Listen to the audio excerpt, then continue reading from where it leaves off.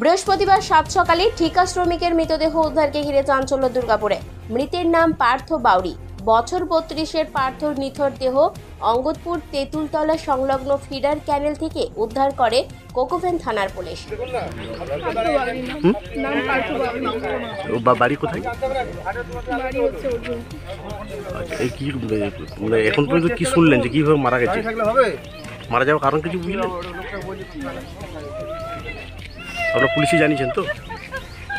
বৃহস্পতিবার সকালে প্রথম স্থানীয়রা দেখতে পান ক্যানেলের জলে মৃতদেহ ভাসছে। খবর দেয় পুলিশকে। কোকোভেন থানার অর্জুনপুর এলাকার বাসিন্দা পার্থ থাকত তেঁতুলতলা কলোনি এলাকায় বলে জানা গেছে। রহস্যময় এই মৃত্যুর পেছনে ঠিক কী কারণ রয়েছে তা এখনও জানা যায়নি।